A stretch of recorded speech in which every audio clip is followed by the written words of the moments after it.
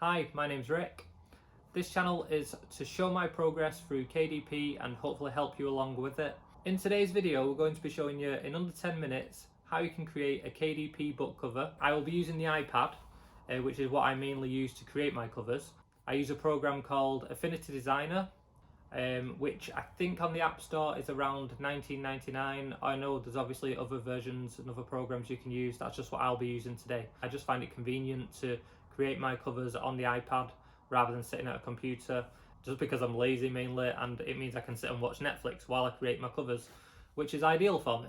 I will also be using Creative Fabrica, which if you haven't heard of is a website. I will go more into that when I show you on the iPad. So let's get straight into it. So we are now on the iPad, and the first thing we're going to do is we're in Affinity Designer and we have our template for our cover.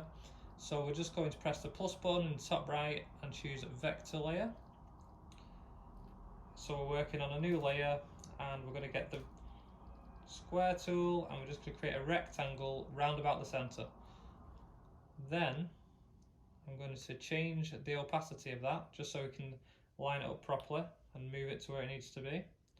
There we go. We've got the snapping tool turned on, the picture of the magnet in the bottom left corner, and we're just going to maybe bring those in slightly. We can turn that opacity back up and we can choose a colour that we want. This is going to be a unicorn notebook, and we're just going to make that a darkish purple. We want this cover to be quite colourful, so then I will go back into here, create a new layer, and we want this one to be underneath the cover of the spine that we've just made. Also want it to be, this one to be a light pink colour. So let's make that a bit brighter, so it's got a bit of comparison. Then we'll go plus again, vector layer, and on top we're going to create another rectangle tool. This time I want it to be white because this is just going to be where the title goes. So that's just moved. So what I'll do is I'll lock that to stop that from moving again. Lock, and I'll just make a rectangle, and what we want to do is bring this up to make sure, so we can see that the rectangle that we've just placed is around the center where it needs to be. That seems about right. And we'll just move that back down again.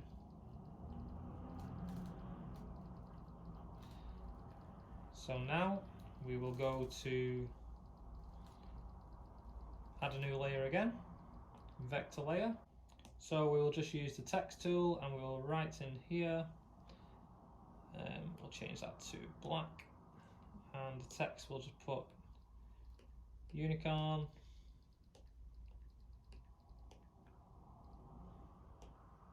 Notebook.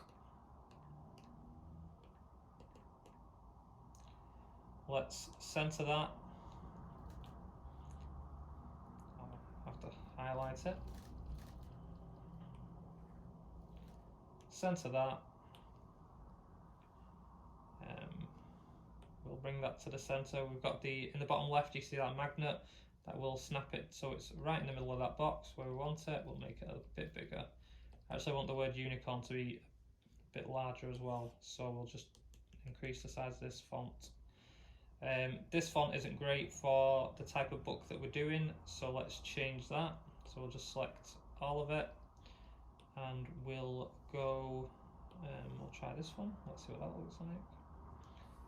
That looks okay, but let's try another. I actually quite like that for this book. So what we're going to do is we're going to go onto it on the layers, and we're going to duplicate that layer. And the reason we're doing that is, you'll see in a moment, we're going to take the top layer and we're going to make it the same colour as the book itself. Then we're going to take this layer from underneath. For doing this, you'll have to turn that magnet off in the bottom left and just offset it to create this kind of effect. Give it a backdrop. This still looks quite plain, so let's go back onto this box, and I just want to give this a slightly bigger edge, so we can mark that. Yeah. So as I was saying, it looks quite plain still. What we're going to do now is we need a graphic. So we go to the website Creative Fabrica, which offers us fonts and graphics for our KDP covers. You can actually get KDP Interiors from this site as well. So the only reason I recommend this is because it's the only thing that I actually use. I do find it really useful because once you've signed up, everything that you use, you have the commercial license for. I think the first month was $1. If you want to check it out, there is a link for it in the description. So let's go and type in unicorn, and we'll look for a graphic. So as you can see, they've got quite a few. They've got some up here. Not really sure about them ones. Let's have a look at this one, baby unicorns. And as you can see, underneath the download button, it says commercial and full print on demand usage allowed, which is good. So let's download that. And then we go back into Affinity Designer and let's create a new layer again. And we'll go to place image. Import from iCloud. And here's our images. So I liked this one. And let's put that magnet snapping tool back on so we can make sure we line this up. And there we go. I actually want it to go over there slightly. And there you go. Obviously you could spend a lot more time on this, but this is a unicorn notebook. We've created it pretty quickly just using Affinity Designer and graphics from Creative Fabrica.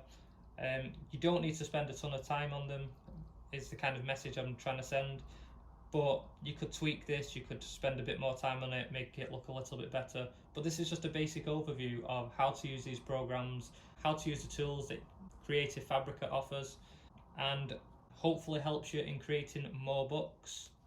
Anyway, thanks for watching. I hope that you found this video useful. I hope you found it helpful. Please don't forget to like and subscribe, and stay tuned for my next video, which will be in a week, and that will be me showing my earnings from KDP in the month of April. Until next time, thanks for watching.